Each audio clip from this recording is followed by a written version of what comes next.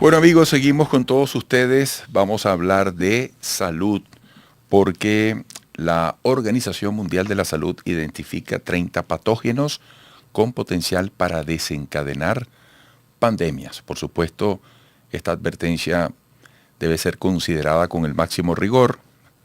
Es una lista que ahora incluye el virus de la influenza A, el virus del dengue y el virus de la viruela del mono, que marcan un hito crucial en la identificación y priorización de amenazas potenciales para la salud pública mundial.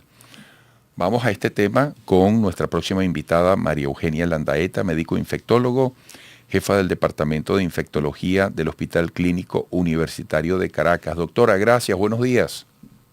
Buenos días, Eduardo. Un placer de estar contigo en el programa hoy. Tiempo sin vernos. Sí, es verdad, tenemos tiempo que no hablamos. Doctora, ¿desde cuándo se han visto o se han conocido estas amenazas? Bueno, la verdad es que sí las hemos conocido. Yo recuerdo cuando estaba yo chiquita que empecé el posgrado en el año 91, estábamos en plena pandemia de cólera. Después de eso hemos tenido varias, digamos, pandemias que por supuesto no tuvieron la repercusión que tuvo la COVID-19, pero sí, por ejemplo, tuvimos dengue, tuvimos Zika, chikungunya, hubo como una amenaza de cólera nuevamente que afortunadamente no se diseminó, pero después tuvimos influenza, tuvimos H1N1, ¿se acuerdan? Y después de eso hemos tenido algunos otros, digamos, patógenos que potencialmente nos pueden causar unas grandes epidemias. Es decir, no es nuevo el hecho de que hay patógenos que causan enfermedad en mucho número de personas e inclusive se diseminan a diferentes países. Lo que la Organización Mundial de la Salud quiere a raíz de los aprendizajes de COVID-19, que fue realmente una pandemia que tuvo una gran repercusión sobre la salud de la población, es estar preparados para futuras epidemias que puedan potencialmente convertirse en pandemia.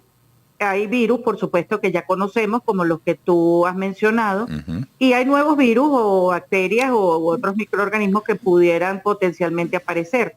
Entonces, lo que ellos quieren es estar preparados para que en el momento en que comiencen a verse los casos, ya instaurar algunas medidas de prevención, de investigación, sobre todo rápidamente investigar qué tipo de microorganismo es, cómo es su modo de transmisión, cuáles son las medidas de prevención y cuáles son las medidas que se deben tomar para evitar que se disemine a muchos países y el manejo de estos pacientes.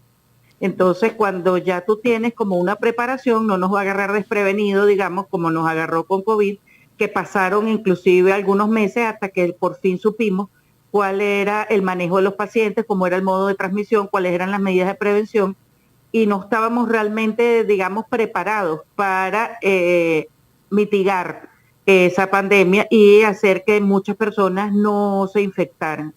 Hubo cierres de países completos y las personas se tuvieron que quedar en sus casas encerrados y las economías de los países se afectaron mucho y por eso es que la Organización Mundial de la Salud quiere estar preparada para que cuando aparezca una nueva amenaza de esta naturaleza no haya tanta repercusión. Qué interesante recuento, doctora. Yo siempre digo que nunca olvidaré la pandemia por todo lo que tuvimos que sobrellevar y resolver en largo tiempo. ¿En qué condiciones está el planeta para prepararse? ¿Qué implica esa previsión y esa acción preparatoria? No sé si cabe el término preventiva, pero realmente, ¿cómo se asume esto globalmente?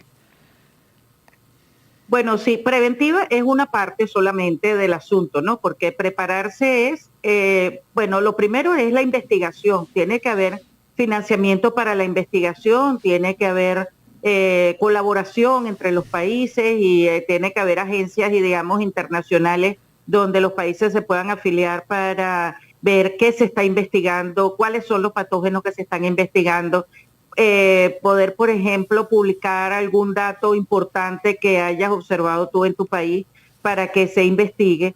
Y bueno, por supuesto que la parte del financiamiento es fundamental, porque, por ejemplo, ¿cómo tú haces investigación si no tienes financiamiento, si no tienes un equipamiento, si no tienes la posibilidad de acceder a pruebas de diagnóstico? Eh, por ejemplo, la creación de pruebas de diagnóstico. Todo eso tiene que ver, fíjate que para las pruebas de diagnóstico de COVID-19 pasaron muchos meses y primero teníamos solamente PCR, luego teníamos anticuerpos y fue ya después de mucho tiempo que logramos tener una prueba rápida de antígenos, que es lo que realmente te ayuda en un caso, digamos, pandémico. En este momento lo que ellos quieren es justamente acelerar esa investigación y fomentarla para que haya rápidamente pruebas diagnósticas para muchos microorganismos, de manera de que si acaso aparece una amenaza real, ya poder difundir y distribuir pruebas diagnósticas que sean, digamos, fáciles de hacer y que puedan darnos un panorama real de lo que está sucediendo con esa epidemia que pueda potencialmente convertirse en pandemia. Después de eso, tiene que haber investigación en cómo es el modo de transmisión, cuál es el daño que hacen los patógenos en el organismo, porque de eso depende la prevención. Por ejemplo, la prevención en los virus que se transmiten por la vía de los aerosoles respiratorios es distinta a la prevención que se hace cuando son enfermedades producidas por picadura de mosquito, por ejemplo, como dengue, zika, chikungunya y malaria. Y hay otros virus que ahorita están también siendo investigados.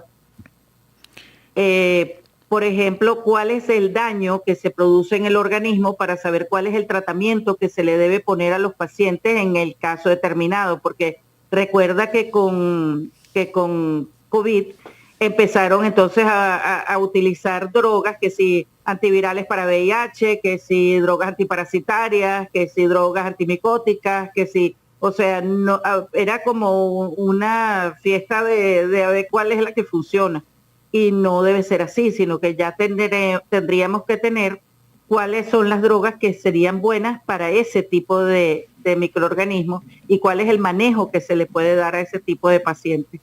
Y por último, ¿cuál es la prevención? La prevención, por supuesto, depende del modo de transmisión y cuáles son las medidas que verdaderamente pueden funcionar, porque yo recuerdo cuando COVID que la gente se lavaba los zapatos, se dejaba los zapatos en las puertas de las casas, se bañaba con antisépticos y realmente las únicas medidas que verdaderamente demostraron que fueron efectivas era el uso de mascarilla y el lavado de manos.